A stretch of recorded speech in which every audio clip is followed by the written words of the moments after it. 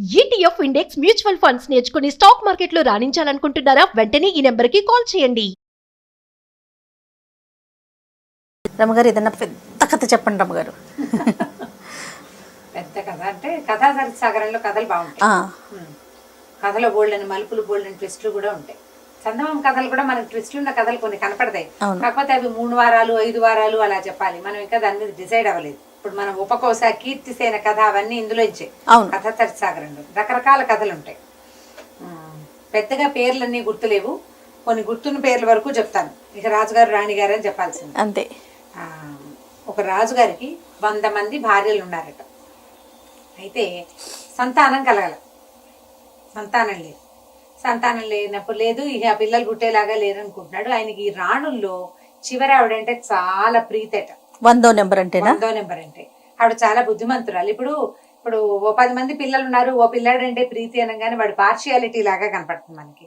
భార్యల్లో ఒక ఆవిడంటే ప్రీతి అంటే ఒకటి ఆవిడ అందంగా ఉండుండొచ్చు, లేదా రాజుకి నచ్చే రకపు ధోరణి ఆవిడలో ఉండుండొచ్చు.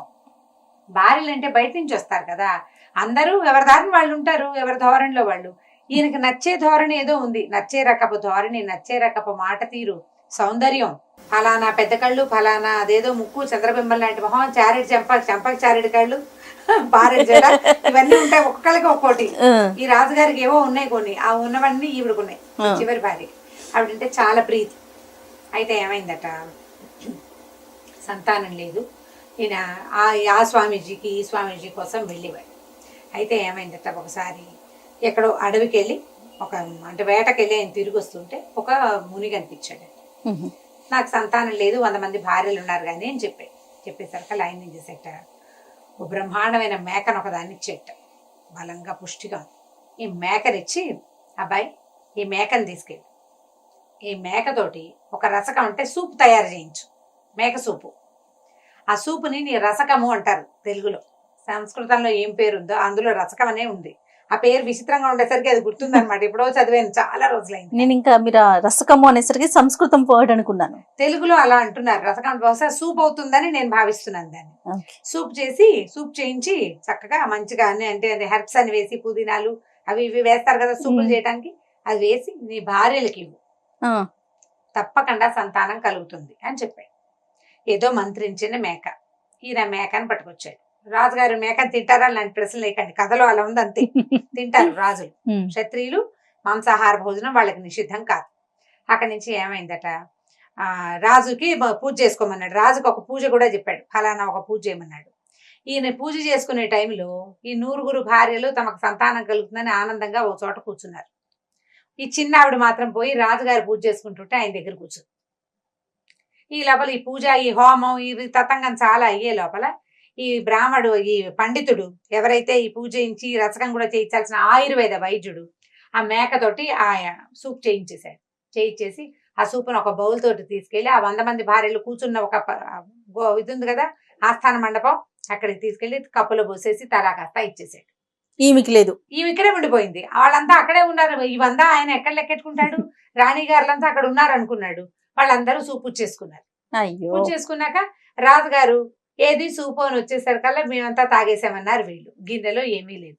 ఆఖరి రాణి గారు బిక్కమొహం వేసుకుని రాజుగారి వెనకాల నిలబడి, ఇప్పుడు ఎట్లా, అయ్యో నేను అసలు ఈవిడంటే పంచప్రాణాలు, ఈవిడ కోసమే సంతానం కావాలని నేను కోరుకున్నాను, ఈవిడిని వదిలిపెట్టి మిగిలిన వాళ్ళందరికీ ఇచ్చారు, వీళ్ళు దుంపల దగ్గర ఏం చేయాలా అని ఆలోచించి ఏమన్నాడు, ఆ ఆయుర్వేద వైద్యుని అడిగాడు, అయ్యా వైద్య శిఖామణి ఏమేమి మిగిల్చారంటే, ఏం మిగలలేదు ప్రభు, చర్మం తీసి అవతల వాడసం కొమ్ములు ఉన్నాయండి అన్నాడు.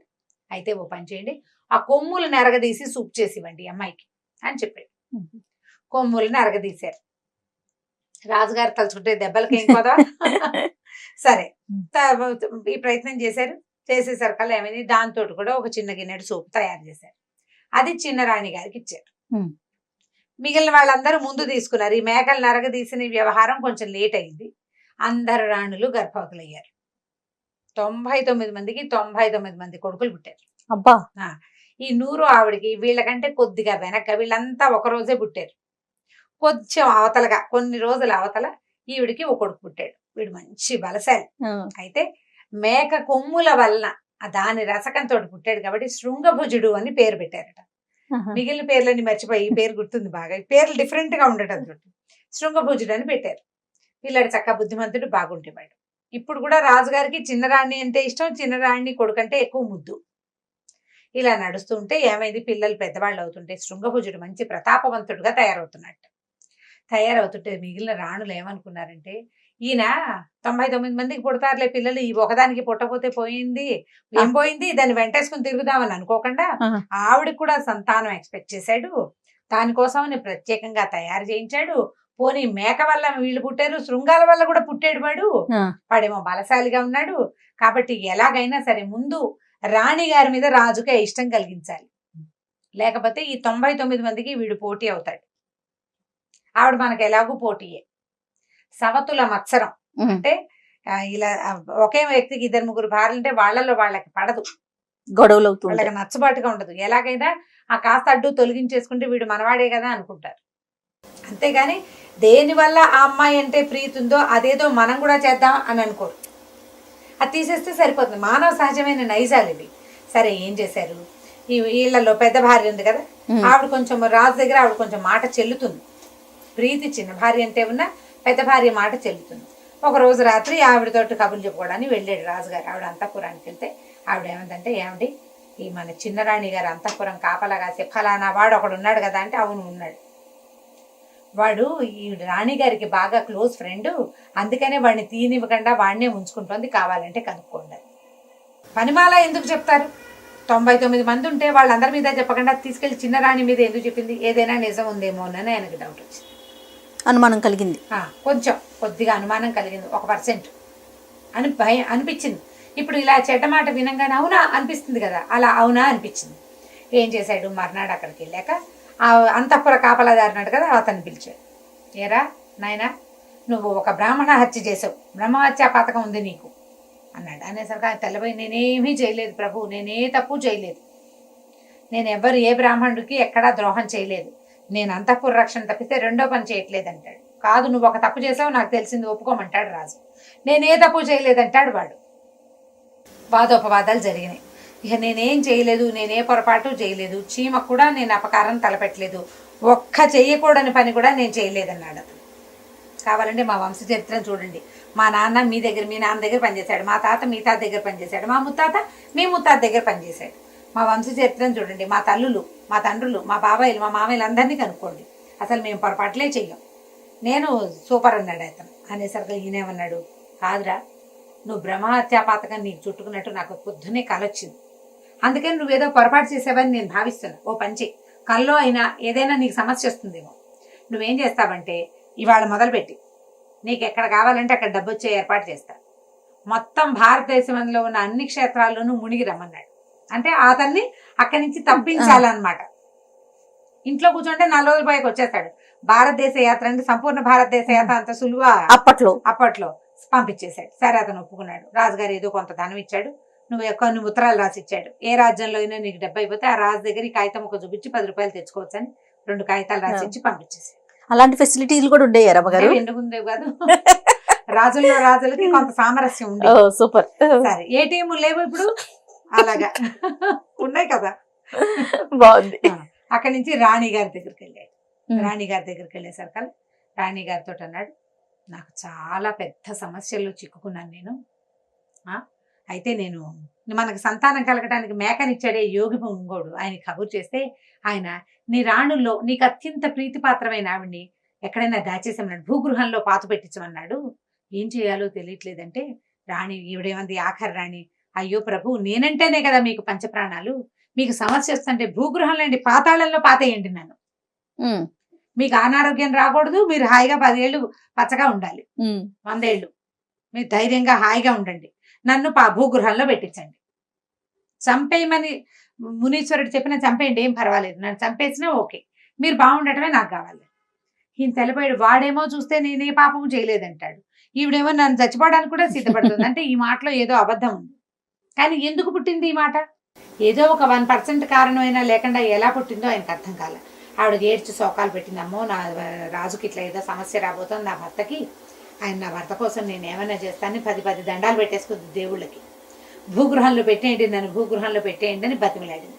సరే రాజు అన్నాడు, అయితే ఓ పని చేస్తాను, నీ అంతఃపురం కిందే భూగృహం నిర్మింప చేస్తాను, నువ్వు అక్కడ ఉందువు గాని. అంతఃపురంలో లోపలికి ఒక గోడౌన్ తవ్విచ్చారు. ఈవిని పట్టుకెళ్ళి అక్కడ పెట్టారు. కొడుకు ఏడ్చాడు, అయ్యో మా అమ్మ భూగృహంలో ఉంటే ఎట్లా? భూగృహంలో ఉండటం అంటే ఎవరు రారు, రోజు భోజనం వస్తుంది, భోజన పళ్ళెం పైకి వెళ్ళిపోతుంది అంతే, వాళ్ళతోటి కూడా మాట్లాడకూడదు. పాతాళ గృహం, రాజు రాడు, ఇంకా అక్కడికి రాడు, ఐసోలేషనే ఇంచుమించుగా. అయ్యేసరికల్లా ఏమైంది, పిల్లాడు ఏడిస్తే తండ్రి అన్నాడు, ఒరే నాయన నేను నిన్ను జాగ్రత్తగా చూసుకుంటాను, కొన్నాళ్ళ పాటు మేమని ఇక్కడే ఉండిద్దామని ఒప్పించాడు. తల్లి చెప్పింది, నాన్నగారికి ఇబ్బంది, అందుకని నేను భూగృహంలో ఉంటున్నాను, కాబట్టి నాన్న నువ్వు మాట వినాలని పిల్లాడికి నచ్చజెప్పింది. సరే పిల్లాడు పైన ఉంటున్నాడు, అంతఃపురంలో తిరుగుతున్నాడు, అన్నయ్యలతో తిరుగుతున్నాడు. ఇలా అయింది. కొన్నాళ్ళు గడిచాక వాళ్ళకి ఏమనిపించింది, తల్లి లేదు కానీ పిల్లాడు దినదిన ప్రవర్ధమానంగా పెరిగిపోతున్నాడు. ఆ తల్లిని అంత పని చేశానని రాజుగారు ఇంకా బుద్ధిగా చూస్తున్నాడు ఈ పిల్లాడిని. దాంతో వాళ్ళకి ఏమనిపించింది, ఎలాగైనా వీడిని తప్పించేసేయాలి. ఇంతలో ఏమైందట, ఒక రోజు ఈ పిల్లలందరూ మేడ మీద ఆడుకుంటారు. మరి చిటి పిల్లలు కాదు, ఒక 17, 18, 19 సంవత్సరాలు వచ్చినాయి. మేడ మీద ఏదో కబుర్లు చెప్పుకుంటున్నారు. ఆకాశంలో ఒక పెద్ద కొంగ వచ్చిందట. కొంగ ఎలా ఉందంటే, అది నోరు తెరిస్తే ఇలా మంటొస్తోంది నోట్లోంచి. ఆ కొంగ కనపడేసరికి పిల్లలందరూ, అమ్మో ఏదో పెద్ద కొంగ వచ్చింది మన రాజ్యం మీదకి, బాణాలు వేద్దామని బాణాలు వేశారు. బాణాలు తగలటల్లా దానికి. అయితే వీడన్నాడు, శృంగభుజుడు అన్నాడు, నేను కొట్టగలను అన్నయ్య, కానీ ఈ చిన్న చిన్న బాణాలతోటి విల్లులతోటి కుదరదు, పెద్ద విల్లు కావాలంటే ఈ పిల్లల్లో పెద్దవాడు ఉన్నాడు కదా, అందరికంటే మొదటి వాడు పెద్దవాడేం కదా, వాళ్ళంతా ఒక వయసు వాళ్ళే, పెద్దరాణి గారి కొడుకు అన్నాడు. అయితే ఓ పని చేస్తాను, నాన్నగారిది బంగారు విల్లు, బంగారు ఇవి ఉన్నాయి, ధనుసు బాణాలు ఉన్నాయి, ధనుర్బాణాలు బంగారంవి, అవి పట్టుకొస్తా, కొట్టు అని చెప్పి ఏం చేశాడు, పరిగెత్తుకుంటూ వెళ్ళి ఈ నాన్నకి చెప్పకుండానే ఆ లోపల ఉన్న ధనుర్బాణాల నుంచి తండ్రిది పెద్ద విల్లు, బ్రహ్మాండమైంది బంగారపుది విల్లు, బాణము చేతపుచ్చుకొచ్చాడు. ఒక్కటే తెచ్చాడు బాణం. ఆ తూణె మొత్తం అంతా బాక్స్ అంతా ఉంటుంది కదా, ఒక సంచి లాంటిది, ఒక దీని లాంటిది, అమ్ముల పొది పట్టుకురాల, ఒక్క బాణాన్ని పట్టుకొచ్చాడు. విల్లు అమ్ము రెండు తెచ్చాడనమాట. తెచ్చేసరికి కుర్రాడు ఏం చేశాడు, కొట్టాడు శృంగభుజుడు. నిజంగానే ఈ బాణం వెళ్ళి ఆ కొంగకి రెక్కల్లో దిగిపోయింది. దానికి నెత్తురు కారటం కూడా వీళ్ళు చూశారు. కానీ అదేం చేసింది, కేమని పెద్ద కేక పెట్టి ఎగిరి వెళ్ళిపోయింది. ఇప్పుడు గుచ్చుకుందే బాణంతో సహా వెళ్ళిపోయింది. వెళ్ళిపోయేసరికల్లా ఈ పిల్లాడు అన్నాడు, పెద్దవాడు, ఊరిని ఏం కొట్టావురా, దాన్ని పడేయలేదు, అదేమో బాణం పుచ్చుకొని వెళ్ళిపోయింది, ఇప్పుడు నాన్నగారు చంపేస్తారు, బాణం తీసుకొచ్చి మాట్లాడు నువ్వు.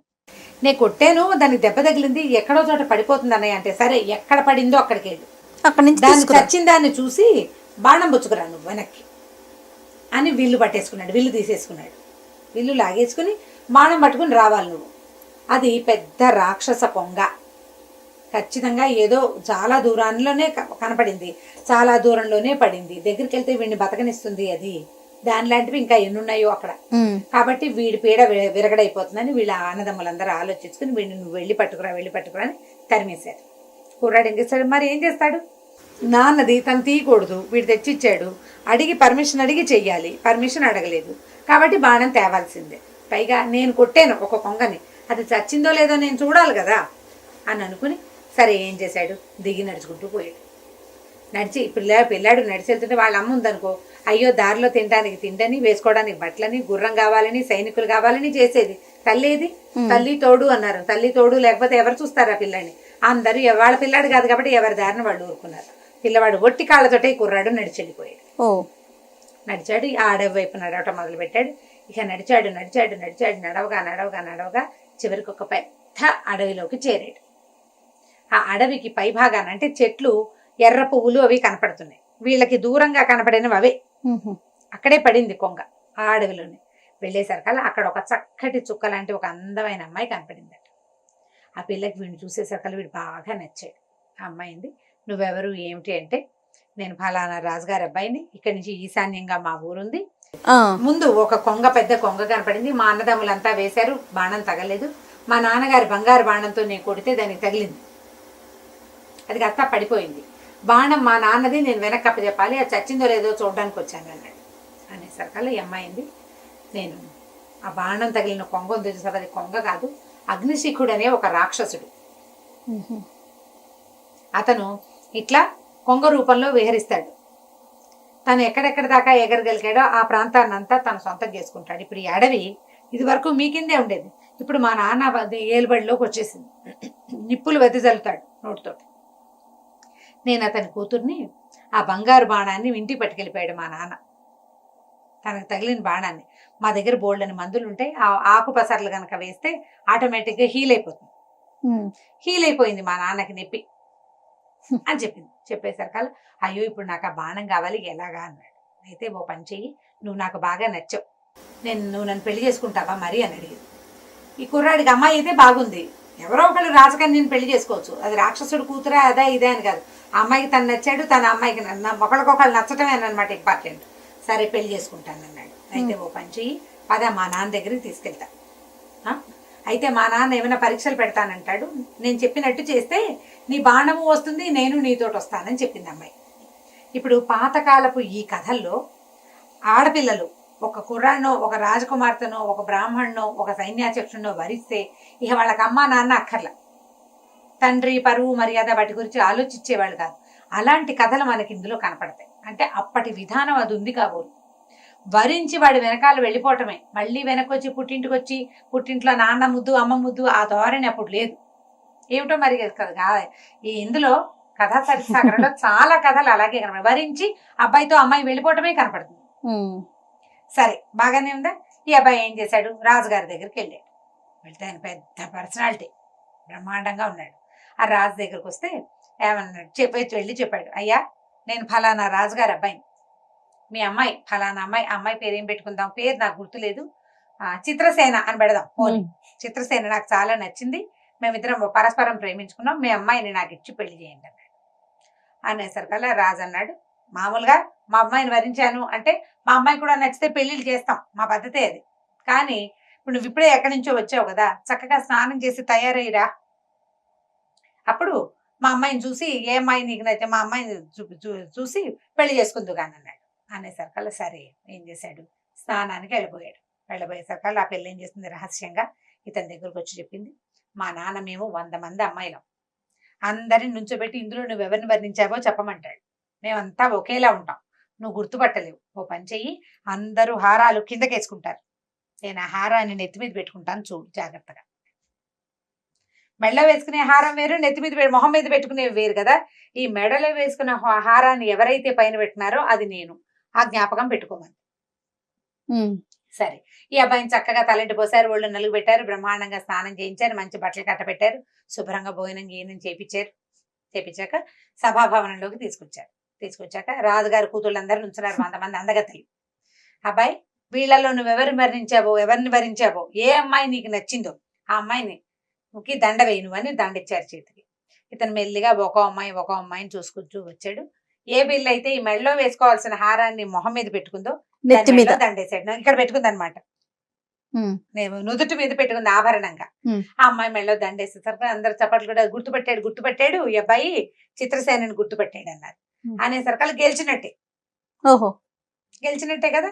అక్కడి నుంచి ఏమైంది, రాజుగారు అన్నాడు, ఈ అగ్నిశీకుడు బాగుంది కానీ మేము రాక్షసులం కదా, మాకు చాలా పరీక్షలు ఉంటాయి, ఓ పని చెయ్యి, మరి ఇక్కడి నుంచి దూరంగా ఫలానా ఒక పొలం చూపిస్తాను, అక్కడ నువ్వులు చేసిన నువ్వులు కనపడతాయి, పొలం అంతా చల్లేసి రా నువ్వు అన్నాడు. అది చాలా పెద్ద పొలం, ఒక్క మనిషి నువ్వులు చల్లటం అయ్యే పని కాదు.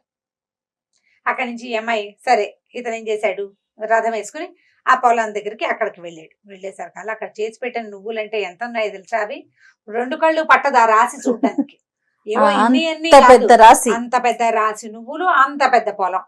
ఈ అమ్మాయి ఏం చేసింది, ఆ పిల్లని తలుచుకున్నాడు, ఇప్పుడు ఏం చేయాలి, ఏముంది ఏమీ చేయక్కర్లేదు నేను చేస్తానుగా ఉండని. ఆ అమ్మాయి విసినకర్ర చేతితో ఇట్లా విసురుకునే విసినకర్ర ఉంటుంది అమ్మాయి దగ్గర, దాన్ని ఇట్లా తీసి విసినకర్ర షేప్ లో చేసుకోవచ్చు, ఒక చిన్న పొల్లాలే ఉంటుంది, ఎప్పుడు కావాలంటే అప్పుడు ఓపెన్ చేసుకుని ఏం చేసింది, ఇట్లా నువ్వులు రాసి విసిరంగానే మొత్తం నువ్వులన్నీ ఎగిరిపోయి పొలంలో సెట్ అయిపోయింది, రాసి లేదు. సాయంకాలం అవ్వగానే ఇద్దరు కబుర్లు చెప్పుకున్నారు సాయంత్రం దాకా. సాయంత్రం అవ్వగానే రాజకుమారుడు వెళ్ళాడు, శృంగభుజుడు వెళ్ళి నేను నువ్వులు చల్లేశానన్నాడు. ఈయన అగ్నిశీకుడు ఆలోచించి చూస్తే నువ్వులు చల్లబడే ఉన్నాయి. అయితే ఏమన్నాడు, నువ్వు చల్లేసావా, నువ్వు వెళ్ళిపోయాక మధ్యాహ్నం నాకు తట్టింది, ఆ నువ్వులు చల్లద్దు, మేము నూనె తీయించుకుంటాం, నువ్వులని పోగు చేసుకురా అన్నాడు. పొలంలో వేసిన నువ్వులు పోగు చేయాలి, మనుషుల వల్ల అవుతుందా, అవదు. సరే ఏం చేశాడు కుర్రాడు, మళ్ళీ అమ్మాయి ఏం చేస్తుంది, నీకేం బెంగలేదు, నీ దారి నువ్వు కూర్చొని నేను చేస్తా. కానీ ఏం చేస్తుంటే కొన్ని లక్షల చీమల్ని సృష్టించింది మంత్రశక్తితోటి. చీమలన్నీ తలా 1 లక్షల చీమలు లక్షల గింజల్ని పట్టుకొచ్చి రాశిగా పెట్టేసింది. అయిపోయింది. మళ్ళీ రాసి వచ్చేసింది. నువ్వులు రాసిని చూసేసరికల్లా వీడిని వదిలించుకోలేకపోతున్నావు అని అర్థమైంది అగ్నిశిఖుడికి. ఏం చేశాడు, అయ్యా ఇప్పుడు నేను అగ్నిశిఖుడిని కదా, మా అన్నయ్య నాడు ధూమశిఖుడు, చాలా దూరంలో ఒక దేవాలయం ఉంది, నువ్వు రథం వేసుకుని పొద్దు నుంచి సాయంత్రం దాకా వెళ్ళాలి. అక్కడికి వెళ్ళి మా అన్నయ్యని పెళ్లికి పిలుస్తున్నాడని చెప్పని శుభలేఖ ఇచ్చాడు. నిన్ను మా అమ్మాయిని నీకు ఇచ్చి పెళ్లి చేస్తున్నట్టుగా రాసిన శుభలేఖ. ఈ శుభలేఖని స్వయంగా పెళ్లి కొడుకే వచ్చి నాకు ఇవ్వాలని మా అన్నయ్య కోరుకున్నాడు. పెద్దవాడు ఆయన కోరిక నేను మన్నించాలి. పొద్దు నుంచి సాయంత్రం దాకా ప్రయాణం చేస్తేనే నువ్వు అక్కడికి చేరుతావు. ఇది పట్టుకెళ్ళి శుభలేఖ ఇవ్వమన్నాడు. శుభలేఖ ఇచ్చి రావటమే కదా. సరే శుభలేఖ పుచ్చుకుని బయలుదేరితే ఈ అమ్మాయి ఏం చేసింది, ఒక 4 వస్తువులు ఇతని చేతులు పెట్టింది. ఏమేం పెట్టిందంటే రథం మీద ఓ మట్టిగడ్డ, ఓ చిన్న అంత ముంతతోటి నీళ్లు, ఓ ముళ్ళ కంప, అక్కడి నుంచి ఒక చిన్న నిప్పు రాజేసే ఒక సాధనం. ఈ 4 ఇచ్చి నువ్వు ఒక పని చెయ్యి, అక్కడికి వెళ్ళాక అక్కడున్న ఒక దేవాలయంలో మా పెద్దనాన్న ఉంటాడు, అంత చక్కగా చూసాక మా పెద్దనాన్నకి శుభలేఖ ఇవ్వు, ఖచ్చితంగా నీ వెనకాల వస్తాడు. వెనక్కి తిరిగి చూసుకుంటూ ఉండు వస్తున్నాడా రావట్లేదు. వచ్చినప్పుడు మొదటిసారి వచ్చినప్పుడు మట్టిగడ్డ వేసి, రెండోసారి వచ్చినప్పుడు నీళ్లు పోసేసి, మూడోసారి వచ్చినప్పుడు ముళ్ళ కంచెలు వేసేసి, 4వసారి నిప్పు అంటించి పడి వెనక్కి తిరిగి చూసుకుంటూ ఉండు వస్తున్నాడా రావట్లేదా అని చెప్పింది. ఈ 4 చిన్న చిన్న వస్తువులే కదా రథం మీద పెట్టుకున్నాడు. రథం తోలుకుంటూ పోయాడు. ఒక్కడే వెళ్తే ఏమైంది, ఇదంతా ఎంత దూరమో వెళ్ళగా పెద్ద దేవాలయం కనపడింది. మధ్యలో శివాలయం, శివుడు పార్వతి. అంటే శివాలయానికి ఒక పక్కన అమ్మవారు ఉంది, ఇంకో పక్కనేమో వినాయకుడు ఉన్నాడు. అక్కడి నుంచి 2 పెద్ద నెమళ్ళు ఉన్నాయి. ఆ మెట్లు ఎక్కుతూ ఉంటే దేవాలయం మెట్లు పెద్ద నెమళ్ళ విగ్రహాలు ఉన్నాయి. పైకి ఎక్కితే ఏనుగుల విగ్రహాలు ఉన్నాయి. పార్వతీదేవి చక్కగా అలంకరించి ఉంది. వినాయకుడు ఎలుక మీద కూర్చున్న వినాయకుడు విగ్రహం కనపడింది. చూసి దాని చోట్ల దండం పెట్టుకున్నాడు. ఈ నెమళ్ళ విగ్రహాలని ఏనుగుల విగ్రహాలని విచిత్రంగా అతను చూస్తూ అటు ఇటు తిరుగుతుండగానే ఈ ధూమశిఖుడు వచ్చాడు బయటికి.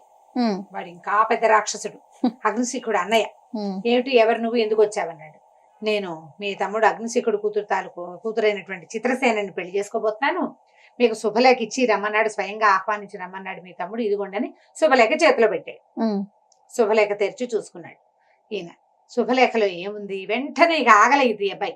ఈయన శుభలేఖ తెరిచే లోపల ఈ కుర్రాడికి అమ్మాయి చెప్పింది ముందే, మా పెద్దనాన్న చేతిలో శుభలేఖ పెట్టిన మరుక్షణం నువ్వు గుర్రం ఎక్కేసేయాలి, రథం ఎక్కేసేయాలి. పరిగెత్తుకుంటూ వెళ్ళి రథం ఎక్కేసాడు. రథం ఎక్కి రథం తోలుకుంటూ బయలుదేరాడు. ఈయన శుభలేఖ తెరిచి చూసుకున్నాక ఈ వచ్చిన శుభలేఖ పట్టుకొచ్చిన కుర్రాన్ని చంపేయమని కింద రాక్షస భాషలో రాయబడి ఉంది. ఓహో. ఆ ధూమశిఖుడు ఏం చేశాడు, పరిగెత్తుకుంటూ వచ్చాడు ఈ కుర్రాన్ని పట్టుకోవటానికి. ఈ కుర్రాడు రథం తోలుతున్నాడు, వెనక్కి తిరిగి చూస్తున్నాడు కదా.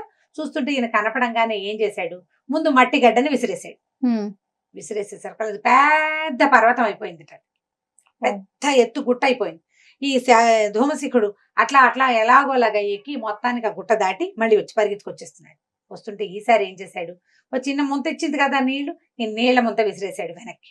కుర్రాడు శృంగ భుజుడు రాజకుమారుడు విసిరేసేసరికల్లా ఏమైంది, ఇది పెద్ద నదిలాగా అయిపోయింది. ఆ నీళ్ళన్నీ దాటుకుంటూ చచ్చి చెడి వచ్చాడు ఈ ధూమశిఖుడు. వచ్చేసరికల్లా ఈసారి ఏం చేశాడు, ముళ్ళకంచి ఇచ్చింది కదా అంత ముళ్ళకంప, ఆ కంపనెత్తి విసిరేసి అది పెద్ద అడవి అయిపోయింది. మంత్రశక్తి అనమాట. వీడు ఈ అడవి దాటి వచ్చే లోపల ఈ కుర్రాడు ఏం చేశాడు, వస్తున్నట్టు గమనించుకుని ఈ అగ్గి ముట్టించి వెనక్కి విసిరేసాడు. విసిరేసేసరికల్లా నిప్పు అంటుకుపోయింది, నిప్పంటేసింది. అంటుకుపోయి మొత్తం కాలిపోయింది. అందులో ఈ ధూమశిఖుడు కూడా ధూమంలో ధూమంగా కలిసిపోయాడు. ధూమశిఖుడు అంటే పొగ, ఆ పొగలో కలిసిపోయాడు. ఇంకా అతను రాలా. ఇతను పరిగెత్తుకుంటూ వచ్చేసాడు వెనక్కి. వచ్చేసాక వచ్చిన కుర్రాన్ని చూసి అగ్నిశిఖుడు ఆశ్చర్యపడి, ఎలా వచ్చావు నువ్వంటే, అదేమిటి రథం మీద వెళ్ళాను, రథం మీద వచ్చా, ఇదిగో నువ్వు ఇచ్చిన రథం. అయితే నువ్వు నిజంగా వెళ్ళావని, నిజంగా వెళ్ళాను. అక్కడ ఒక పెద్ద దేవాలయం ఉంది, కింద 2 నెమళ్ళ విగ్రహాలు ఉన్నాయి, మెట్లు ఎక్కాక 2 ఏనుగుల విగ్రహాలు ఉన్నాయి, మధ్యలో శివాలయం ఉంది, పక్కన అమ్మవారు ఉంది, రెండో పక్కన విఘ్నేశ్వరుడు ఉన్నాడు. చూసినట్టుగా చెప్పాడు. అమ్మవారికి ఏమో అలంకారం ఉంది, వీడికేమో వినాయకుడేమో చక్కగా ఎలుకనెక్కి కూర్చుని ఉన్నాడు, పువ్వులు అవి అలంకరించి ఉన్నాయంటే ఆ దేవాలయం నరమానవుడు కళ్ళ చూసేది కాదు, ధూమశిఖుడి మాయతోటి ఏర్పడింది. అంటే వీడు నిజంగానే చూసొచ్చాడు. ధూమశిఖుడు ఏమయ్యాడు, ధూమంలో కలిసిపోయాడు. దాంతో ఏమనుకున్నాడు, రేపొద్దున పెళ్లి చేస్తాను ఉండమన్నాడు. ఇది అమ్మాయి ఏం చేసింది, అర్ధరాత్రి వచ్చి మా నాన్న పెళ్లికి వెళ్ళి ఏం చేయడు, నేను చంపడానికే ప్రయత్నం చేస్తున్నాడు, బంగారు బాణం మా నాన్న లోపల దాచుకున్నాడు, బాణం పుచ్చుకుని వచ్చేస్తాను, మన ఇద్దరం కలిసి వెళ్ళిపోదాం పదా అని చెప్పేసి ఏం చేసింది, ఆ బంగారు బాణం చేత్తో పుచ్చుకొని ఈ కుర్రాన్ని తీసుకుని బయటికి పరిగెత్తుకుంటూ వచ్చేసింది. వచ్చేసేసరికల్లా ఏమైంది, తెల్లవారుజామున ఈ అబ్బాయిని చంపుదాం అనుకున్నారు వాళ్ళు. రాక్షసులు వాళ్ళ పిల్లని వీడికి ఇవ్వడం ఇష్టం లేదు. తెల్లవారిపోయిన తర్వాత చూసుకుంటే కుర్రాడు లేడు, అమ్మాయి లేదు. దాంతో ఈ అబ్బాయి వెనకాల పడాలని ఈ అగ్నిశిఖుడు ఏం చేశాడు, మళ్ళీ యథారూపం కొంగ రూపం ధరించి పరిగెత్తుకుంటూ వచ్చాడు. కానీ ఇతను రాక్షసుడు కదా, జనరల్ గా ఏం చెప్తారంటే రాక్షసులకి చిన్న మందబుద్ధి ఉంటుందని చెప్తారు. ఇవి వచ్చేసరికల్లా ఈ అమ్మాయి వాళ్ళ నాన్న రెక్కల అల్లార్చిన శబ్దం వినపడేసరికల్లా అమ్మాయి ఏం చేసింది, నువ్వు మాట్లాడకుండా ఇక్కడే ఉండని తను ఒక కట్టెలు కొట్టేవాడి రూపం ధరించి చెట్లు కొడుతుంటే సరే ఈ కొంగ అక్కడ ఆగి మానవ భాషలో ఈ అబ్బాయిని అడిగింది, కట్టెలు కొట్టేవాడిని అడిగింది, అబ్బాయి ఒక అమ్మాయి ఒక అబ్బాయి బంగారు బాణం చేత్తో పుచ్చుకుని ఇటు వెళ్ళారా అని.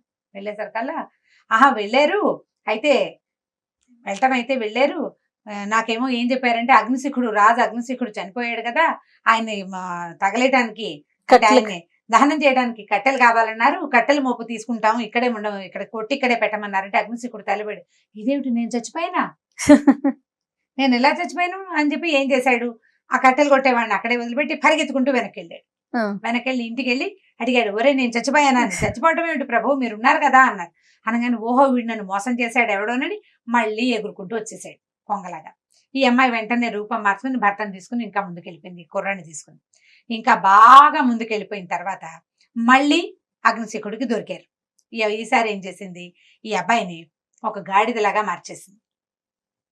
మార్చేసేసి గాడిద మీద కట్టెలు మోపులుగా పెట్టి అక్కడ ఒక నువ్వు పంటుంటే నువ్వులు కోస్తుంటే అడిగాడు అగ్నిశిఖుడు, నువ్వులు కోసేవాడా, ఒక అమ్మాయి అబ్బాయి ఇటు వెళ్ళారా బంగారు బాణం చేత్తో పుచ్చుకుని అంటే, బంగారు బాణం చేత్తో పుచ్చుకుని వెళ్ళారు కానీ రాజైన అగ్నిశిఖుడు మరణించాట, ఆ అమ్మాయి అగ్నిశిఖుడు కూతురుట, ఇదిగో తగలే ఆయన దహనం చేయటానికేమో కట్టెలు ఇచ్చింది, అక్కడి నుంచేమో నువ్వు కోసిపెట్టు, నేను వాటిని నూనె తీసి మా నాన్నని దహనం చేస్తామంది, నువ్వులు తీస్తున్నాను అని అనేసరికల్లా వీడు ఇదేమిటి నేను మళ్ళీ చచ్చిపోయినా అని మళ్ళీ పరిగెత్తుకుంటూ వెనక్కి వెళ్ళేసరికల్లా ప్రజలు ఆయన సైనికులంతా నవ్వారు, అదేమిటి ప్రభు మీరు బతికే ఉన్నారు, చనిపోవటం ఏంటి, మీరు చనిపోలేదు, మిమ్మల్ని వాళ్ళు ఎవరో మోసం చేశారంటే, సరే నేను బతికే ఉన్నాను అనుకుని మళ్ళీ వచ్చాడు. మళ్ళీ ముందుకు వచ్చేసరికల్లా ఇంకా బాగా ముందుకు వచ్చేసరికల్లా ఈ అమ్మాయి అడవి దాటిపోయిన తర్వాత ఈ అడవి దాటాక ఏమైంది, ఆ అమ్మాయి ఒక సాధారణ మానవ రూపం ధరించిన పిల్ల మంచి మంత్రశక్తి కలిగింది, తండ్రిని మోసం చేయగలదు, అతనికి శక్తులు ఉన్నాయి కానీ తెలివి తక్కువ తండ్రికి. ఈ పిల్లకి పిల్ల మహా తెలివి. మా భార్య భర్త ఇద్దరంటే రాజకుమారుడు ఈ చిత్రసేన ఇద్దరు పూర్తిగా రూపాలు మారిపోయి కనపడేసరికల్లా ఏమైంది, వీళ్ళనే అడిగాడు, ఒక అమ్మాయి అబ్బాయి వెళ్తున్నారు మీరు చూసారా, అమ్మాయి అబ్బాయి చిత్రసేన వెళ్ళిపోయారు అగ్నిశిఖుడు ఇంటికి, వాళ్ళ నాన్నని మోసం చేశానని చిత్రసేన బాధపడుతోంది, అందుకని చెప్పి అబ్బాయి మళ్ళీ అమ్మాయిని వెనక్కి దింపడానికి వెళ్ళిపోయాడు వెనక్కి, ఇద్దరు కలిసి నడుచుకుంటూ వెళ్తున్నారు, నీకు కనపడలేదా అనేసరికల్లా ఏం చేసి అయితే నా కూతురు నా ఇంటికే చేరిపోయింది అనమాట అని చెప్పేసి ఇతను మళ్ళీ వెనక్కి వెళ్ళిపోయేసరికల్లా తెల్లవారిపోయింది కదా, చీకటి పడిపోయింది. ఇదంతా అవ్వాలి కదా, ఈ ప్రయాణం ఈ హడావిడంతా. ఈ ఇంటికి వెళ్ళేసరికల్లా అందరూ సైనికులు నవ్వారు, ఈసారి మీరు బతికే ఉన్నారు ప్రభు అనేసరికల్లా, నేను బతికి ఉండటం కాదురా, నా కూతురు ఆ కూతురుని తీసుకెళ్ళిపోయిన మానవుడు ఇద్దరు తిరిగి వచ్చారంటే రాలా మోసపోయానని తెలిసాక ఏమనిపించిందంటే అతనికి, ఇక వీళ్ళని నేను పట్టుకోలేను, తన కూతురు ప్రతిభ ఇదని అనుకోవటంలో అతను మానవుడి ప్రతిభ అనుకుంటున్నాడు, వాడు ఎవడో మానవమైన శక్తి ఉంది వాడికి అని చెప్పేసి ఇంకా ఆయన మళ్ళీ వెళ్తే ఎన్నిసార్లు నేను వెనక్కి తిరిగి రావాలి, నాకు ఓపిక అయిపోయింది, ఈ పక్షిలాగా ఎగిరెగిరి వెళ్తున్నాడు కదా, అంతకుముందు రోజుకు ఒకసారి ఎగిరేవాడు, ఇప్పుడు 3 ట్రిప్పులు అయ్యింది, ఊరుకున్నాడు. ఈ అమ్మాయి ఏం చేసింది, అబ్బుకన అతని రాజ్యానికి తీసుకెళ్ళిపోయింది. వెళ్ళేసరికల్లా ఈ శృంగభుజుడు వాళ్ళ నాన్నకి వెళ్ళి ఈ బంగారు బాణాన్ని అప్పచెప్పేసరికల్లా ఆయన ఈ పిల్లాడు ఏమైపోయాడో తెలియటలా ఇన్ని రోజుల నుంచి. సరే ఈ అబ్బాయి వచ్చేసాడు, అమ్మాయిని కూడా తీసుకొచ్చుకున్నాడు, అమ్మాయిని ఇచ్చి వివాహం జరిపించాడు.